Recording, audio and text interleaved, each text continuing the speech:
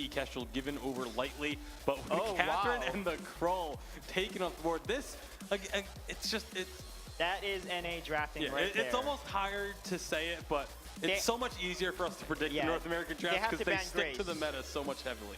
Yeah, there we go. The Grace ban comes out now. Idris is open, so they have to take Idris here, or else they're going to give Idris over with the Crew and a Lance, which is a very strong combination. And now they need to pick something that counters the Crew. Ooh, Celeste is kind of risky in jungle. I love the fact, very fast draft. I love the fact that Nova banned away the pedal though, because they picked that Krull early. They didn't want to allow that heavy counter to go through. That's why you may be watching. If you haven't watched a whole lot of the regular season, maybe scratching your head. Why is pedal getting banned? It's because she is such a strong counter against the Krull. So very smart by Nova to take that off the board. So now they need to pick a mage carry, potentially a CP Ringo, but that would be hard countered into an Idris. It could work though. Truth's Ringo is just amazing. You could also try a Scarf. I had never seen Truth play Scarf, so I don't think that will come out. He's very good in the stutter step heroes. Like, there we go, and Adagio comes out. Wow, that's a very strong composition there. Early game, they're going to win. Late game, Tempo Storm has a really good shot. Yeah, I mean, that's the thing. You say that's a very strong composition. I feel like both compositions here are incredibly strong. Definitely different play styles coming out, but strong nonetheless. And I'm curious about this Adagio. This is the first time we're going to see it this tournament here. We've seen a fair bit of lane Adagio, but it's something that very few players are willing to bring to the fold. What is it that Adagio as a carry brings that other carries don't necessarily? It's the fact that he doesn't have to be the hard carry for the team. Like, yeah, he can be the hard carry, he can do a ton of damage, but he can also, if the situation calls for it, if he gets low very early, he can then just give the attack buff to the Krull and stick to the backlines way out of the fight without risking himself going down, but still having an impact on the team fight. So that's one of the reasons why Adagio can have some strengths, is he is very versatile. It's just, Adagio Lance was known to be such an OP combination in previous updates, right? And now with Krull, he excels when he has an amazing frontline. Lance and Krull are like the perfect frontline for an Adagio.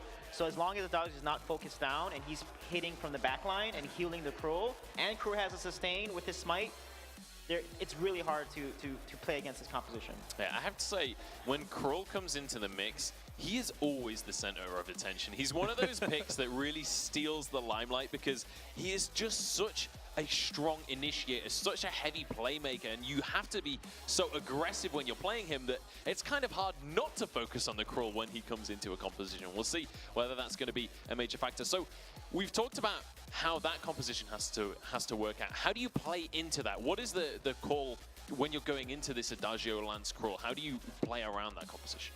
A lot of it's going to be just trying to kite the Krull, trying to keep him off of your carries, because you know that the Adagio is going to be looking for an opportunity to throw the Gift of Fire onto the Krull once he's in the thick of the opponents. You want to stay a little bit spread out, not too so far that you end up getting split in the team fight, but just enough that you don't end up with the Gift of Fire on all three of you, and whoever does get the Gift of Fire on you, you have to focus on trying to protect. All right, well, we'll see whether they can make that happen. It's time to get on into our first North American game here at the Unified Western Live Championship Summit 2017. We've got two fresh casters standing by to take this one away. So let's head onto the Halcyon Fold.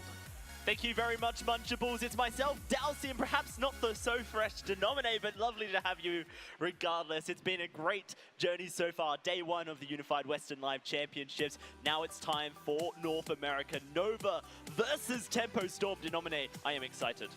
Yeah, I'm definitely excited to see this one here. Obviously, we talked about the side of Nova. This is really their first time getting onto the live stage, with the exception of maybe Delphi, who's had a little bit of run at the Gauntlet. So definitely a little bit of show stage here for him. But as we get into this game, I feel these teams are pretty even. Oh, for sure. Like, you think about Nova, and they're a team of just absolute talent here in North America. But Tempo Storm, when they're playing at 100%, they are feisty as well. We're going to see a bit of jungle aggression coming out of Starboy as he tries to secure that front trio, but he's not able to. Instead, going to chase Gatsby away. Tempo Storm going to send him back to lane. Yeah, absolutely. And Gatsby's really been a huge change for this team here. He came in late in the season, was able to turn things around for them. They did acquire, obviously, enough points to make it here. That's why we're seeing them. But, I really feel Tempo played a lot of Baron on the way here. So I'm interested to see now, how will Gatsby translate his hero pool now we're at the Unified Championships with the changes that we had to Baron? It's not a hero that we see very often anymore. It certainly isn't, and it's going to be very interesting to see if any teams here on 2.7 are willing to try it. Lone Delphi, look at him, he's snuck into that mustache push. They're going for a gank, it's going to be the root, it's going to be Gatsby dying. And a first blood goes over to Nova as they open up the bidding.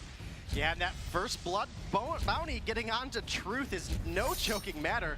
It's going to get him a little bit closer to that alternating current. Obviously a little too early for it, but that's a huge spike for Adagio.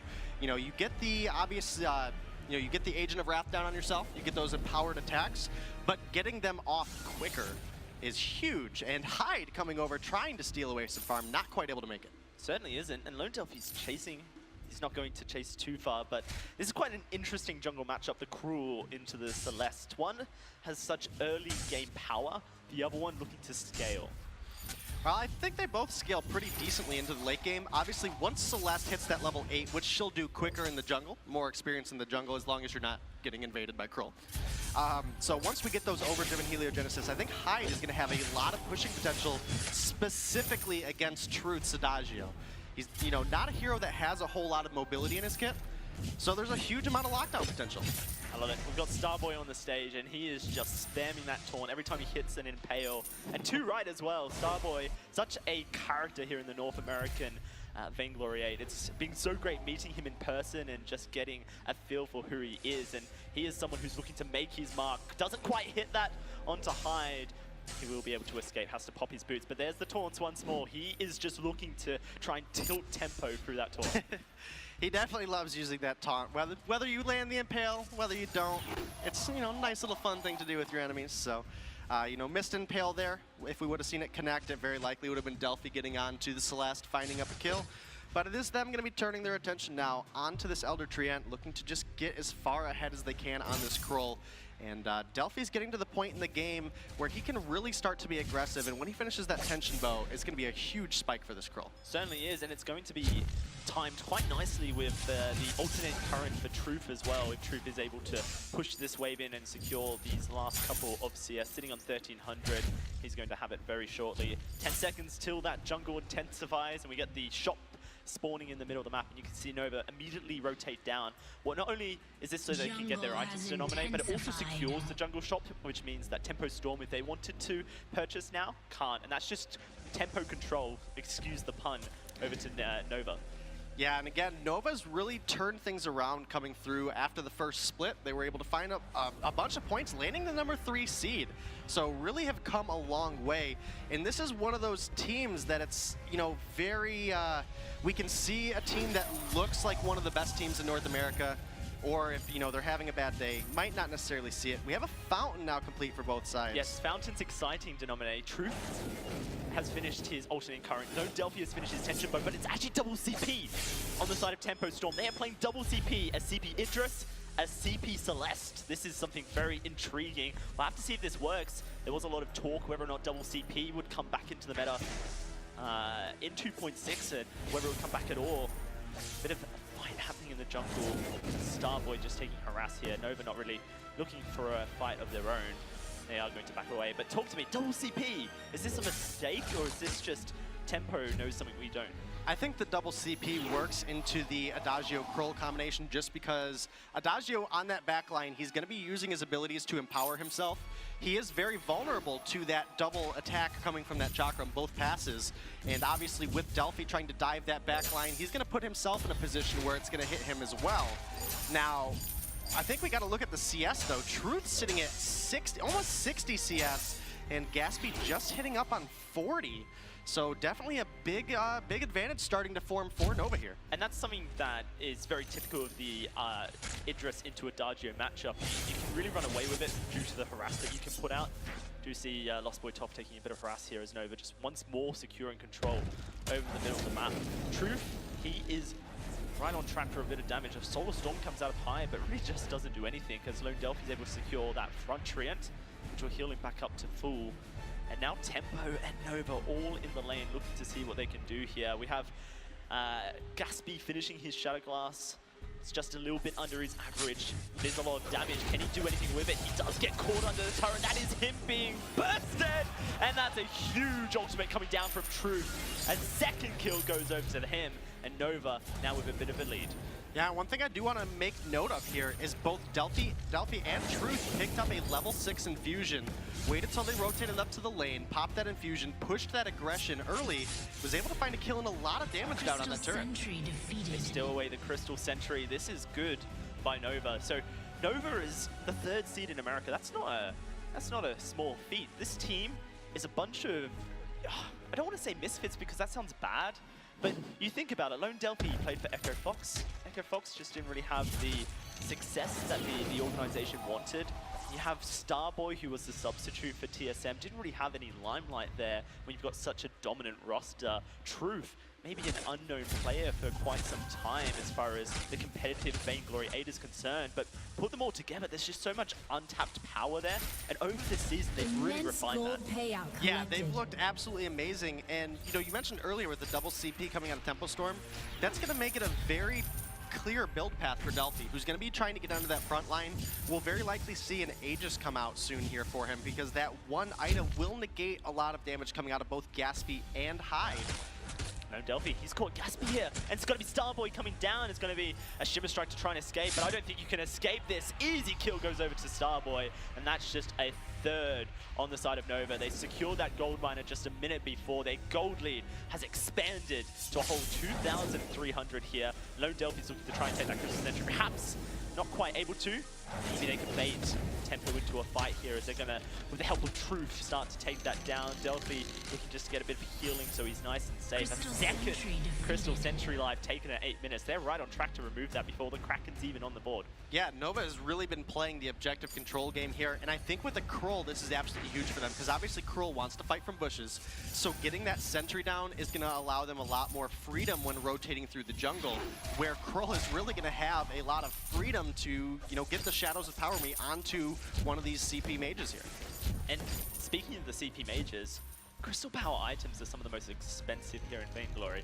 So if you take that into account, that means Tempo Storm are playing a very late game orientated composition.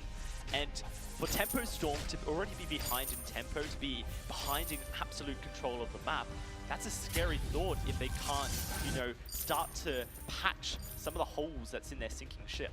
Yeah, it's definitely a late game composition they're going for here. Now, I do think the Crystal Celeste and the Crystal Idris work well into the Adagio, but here in the jungle we have Lost Boy Toph getting locked up, taking a lot of damage.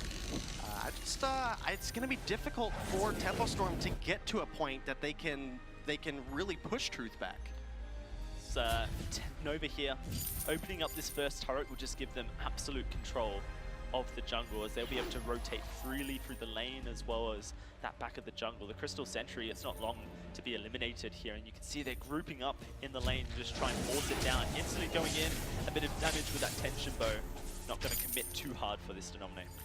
Yeah, and Hyde now, we are at this level 8, level 9 mark for Celeste. The Heliogenesis are overdriven. That's going to give a lot of zoning potential to Hyde, but obviously Delphi and Starboy are going to want to dive right past that zoning, and it's really just a difficult spot here. If either team comes out on this next fight, we're at a point in the game the death timers are starting to get longer. Right. Either team could still come back here off of a clean fight and take objectives.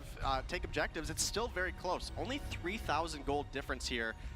Going 10 minutes into the game, definitely an advantage for Nova, but not something that Tempo Storm can't come back from. They're going for a fight here. Nova Lone Delphi, as he's engaged, blocked up. The Blast Tremor comes out, but Lost Boy Toph, he's going very low. A Shimmer Strike to escape. Tempo very happy to just try and kite back, and they're actually going to steal that tree in a way, which means that there's no healing for Lone Delphi, and Nova are forced to walk away, but they walk to a gold miner, and there's really nothing that Tempo Storm can do to stop this, so it is just going to be a decent gold payout going over to Nova, and the gold slowly, gold it's payout immense, collected. just over. There you go. It's a bit more gold than I thought it was going to be. Definitely a bit of gold going into their pockets. And one thing that was huge there in that last fight was Gaspy and Toph were dropped very low. But Toph, last time he made it the shot, did pick up a mini candy. Here we go, though, with the aggression from Nova. Yeah, they're going to try and finish off this turret, it seems. Truth auto attacks it to death, but that's going to be first turret going down here on the Halcyon Fold in favor of Nova. Their gold lead now 4,000. And they are just looking for that opportunity to sneak into the jungle and steal away that Crystal Sentry, because as soon as that's removed, you have have to be very careful, Tempo Storm. That could just choke them away from their entire jungle income, and it seems like Nova are perhaps looking to do it now. Hyde spotted out, Starboy positions aggressively just to try and stop him from holding back. That's a great minion candy coming out of Lost Boy top, and it means that it is going to be buffed up, but not enough. Ooh, it just gets away. It's going to respawn as well, which means that it's full health when Nova decides to come back. Yeah, and that's actually not a bad trade there for Tempo Storm. As much as Nova has been putting the aggression on, to be able to force them back and then also not lose the sentry is really a win for Tempo Storm. They did lose out on a bit of their jungle, but they still have this jungle objective on their side. 1 life remaining, and obviously Toph with these minion candies has been absolutely huge, but not only that, the Echo is now available on Catherine. That's where Catherine can really start to excel. So You've got 2 items on Gatsby, Alternating Current, Shatterglass, 2 items on Hyde, the Frostburn and the Eve of Harvest. You've got a Infusion as well. Maybe Nova have found this Crystal Sentry all by itself. Minion Candy popped once more. That buffs it up, gives it more health, a bit more damage, but it is eliminated. Maybe a fight can break out. No, Tempo cannot punish Nova, but perhaps Nova can find Hyde. Starboy looking for that Impale. Ooh, from Hell's Heart just whispers on Hyde's booty there, and that will be him escaping. yeah, and unfortunately for Tempo, a beautiful 3-man silence comes out of Lost Boy top. The Echo is popped. The team's not in a position to follow up on it. And unfortunately, that is going to be a sizable cooldown now. Obviously, the Echo is going to make it available. But now that Echo is down, and there's a Solar Storm coming through wide on Hyde. Yeah, that's not quite what you want to happen there. You want to be hitting those, but a bit of damage onto Troop. He can heal himself up. It's the advantage, I guess, of playing an Adagio in the lane is you do have that self-healing. Nova in position, looking for a fight. 25 seconds on that from Hell's Heart means that the engage tool is all Starboy. He goes in, he finds the Impale, but he takes a bit of damage in the process. The Life Spring will heal him back up fairly quickly. It's okay if he's taking the damage. Can they find the engage now that Delphi is just 4 seconds, really, from getting that Hell's Heart?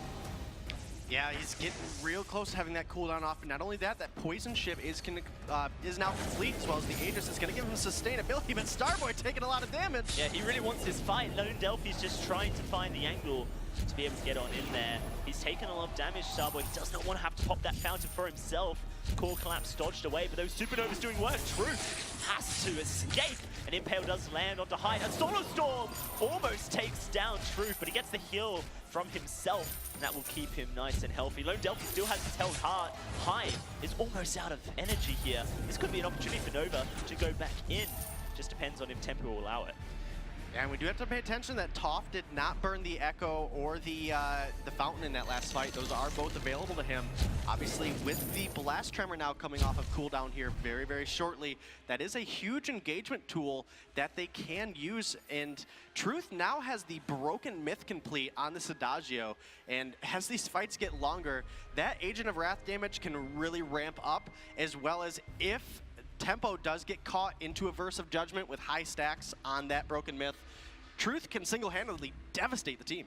That's actually something I wanted to talk about, but completely forgot. So I'm glad you brought up the Broken Myth, because you would assume that's something you rush on a double CP is Broken Myth.